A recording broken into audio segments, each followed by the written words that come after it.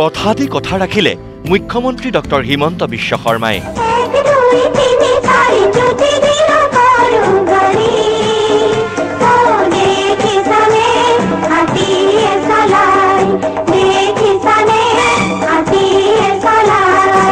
মুকলি হল কামপুৰৰ কপিলীৰ ওপৰত নতুন দলং। নতুন দলং পাই মুখ্যমন্ত্ৰীক ধন্যবাদ কামপুৰবাসীৰ। মুখ্যমন্ত্ৰী ডক্টৰ হিমন্ত বিশ্ব শৰ্মাই কামপুৰবাসীক কথা দিছিল যে পুৰণি দলংখনৰ কাষতে এখন নতুন দলং নিৰ্মাণ কৰা হ'ব আৰু আজি মুখ্যমন্ত্ৰীয়ে কথা দি কথা ৰাখিলে। পুনৰ মেৰামতিৰে সুন্দৰ কৰি তোলা হ'ব মুখ্যমন্ত্ৰীৰ স্মৃতি জড়িত কপিলীৰ পুৰণি দলংখন। কামপুৰৰ এইখন কপিলী দলঙতে শৈশৱত বৰ্তমানৰ মুখ্যমন্ত্ৰী ডক্টৰ হিমন্ত বিশ্ব শৰ্মাই ককাদেউতা নাতি আৰু হাতীৰ পিঠিত উঠি অভিনয় কৰিছিল।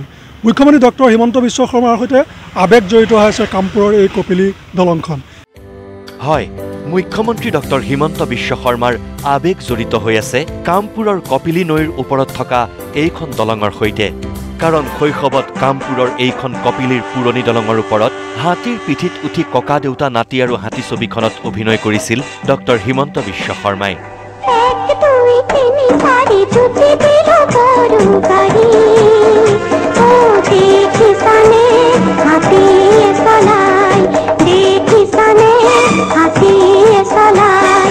মুখ্যমন্ত্ৰীৰ দায়িত্ব লোৱাৰ পিছত কামপুৰলৈ আহোঁতে ডক্টৰ হিমন্ত বিশ্ব শৰ্মাই প্ৰত্যক্ষ কৰিছিল নিজৰ শৈশৱৰ স্মৃতি বিজড়িত দলংখনৰ শোচনীয় অৱস্থা।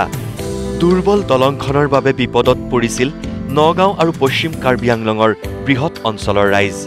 মুখ্যমন্ত্ৰীয়ে তেতিয়াই কামপুৰবাসীক কথা দিছিল কপিলী নৈৰ পুৰণি দলঙৰ কাষত নিৰ্মাণ কৰা হ'ব এখন নতুন পকী দলং। আৰু কথামতেই কাম। ৰাইজৰ সুবিধাৰ্থে নিৰ্মাণ কৰা হ'ল এইখন নতুন পকী দলং। আৰু আজি বৰহমপুৰ সমষ্টিৰ বিজেপি বিধায়ক জিতু গোস্বামীয়ে মুকলি কৰিলে কপিলীৰ ওপৰত নিৰ্মাণ কৰা নতুন পকী দলংখন। কামপুৰ বৈঠালাংচু সংযোগী দলংখন বহুদিন ধৰি এখন তৈয়াৰ হৈ আছিলে। আমি আজি ৰাইজৰ কাৰণে এখন খুলি দিয়া হৈছে।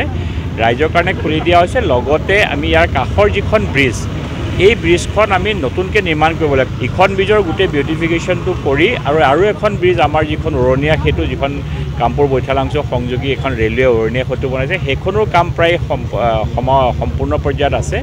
ফেব্ৰুৱাৰীৰ দ্বিতীয় সপ্তাহত দুয়োখন ব্ৰিজে ৰেডি হৈ যাব। পুনৰ মেৰামতি কৰি উজ্বলাই তোলা হ'ব কপিলীৰ পুৰণি দলংখন।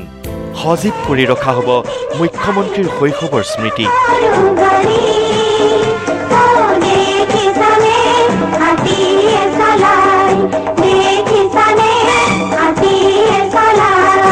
অহা বছৰ ফেব্ৰুৱাৰী মাহত মুখ্যমন্ত্ৰীৰ হাতেৰে পুনৰ ৰাইজলৈ উচৰ্গা কৰা হ'ব দলংখন, ক'লে বিধায়ক জিতু গোস্বামীয়ে। ককা দেউতা নাতি আৰু হাতী যিখন চিনেমা আছিল, সেই চিনেমাখনৰ শ্বুটিং কৰোঁতে এই ব্ৰিজখনৰ ওপৰতে শ্বুটিং কৰিছিলে। মুখ্যমন্ত্ৰী ডাঙৰীয়া হাতীৰ ওপৰত উঠি আছিলে। মই ভাবোঁ এইটো এটা তেখেতৰ স্মৃতিত আমি ফেব্ৰুৱাৰী মাহত যিকোনো এটা ডেট মুখ্যমন্ত্ৰী ডাঙৰীয়াৰ পৰা লৈ এই ব্ৰিজখনৰ, নৱনিৰ্মিত ব্ৰিজখনৰ আৰু পুৰণা ব্ৰিজখনৰ যিটো আমি নতুনকৈ আমি কৰিম, নৱীকৰণ কৰিম, এই গোটেইকেইটা আৰু আমাৰ কামপুৰৰ উৰণীয়া সেতুখন, তিনিখন ব্ৰিজৰে ফেব্ৰুৱাৰী মাহত মুখ্যমন্ত্ৰীৰ দ্বাৰা আমি এখন ৰাইজৰ কাৰণে পুনৰ উচৰ্গা কৰা হ'ব। কপিলীৰ ওপৰত নতুন দলং পাই মুখ্যমন্ত্ৰীক ধন্যবাদেৰে উপচালে কামপুৰৰ ৰাইজে। ৰাইজ আজি অতি আনন্দিত। ৰাইজৰ প্ৰয়োজনীয়তা মুখ্যমন্ত্ৰীয়ে পূৰণ কৰিলে বুলি মন্তব্য কামপুৰবাসীৰ। ধন্যবাদ জ্ঞাপন কৰিছোঁ অসমৰ সন্মানীয় মুখ্যমন্ত্ৰী হিমন্ত বিশ্ব ডাঙৰীয়া। তেওঁ এই যাতায়াতৰ যিটো ব্যৱস্থা, যিটো নেকি আমাৰ খুবেই প্ৰয়োজন আছিলে। হাজাৰ হাজাৰ গাঁৱৰ মানুহ এই ৰাস্তাৰে অহা যোৱা কৰে, একেবাৰে আপ টু বৈঠালাংচুলৈকে। গতিকে খুব ধুনীয়া এটা ব্যৱস্থা কৰিছে। গতিকে আমাৰো বিৰাট বৃহৎ ভাল লাগিছে। আগতকৈ বহল হৈছে, গপচ হৈছে আৰু এতিয়া অহা যোৱা কৰিবৰ কাৰণে ৰাইজৰ সুবিধা হৈছে।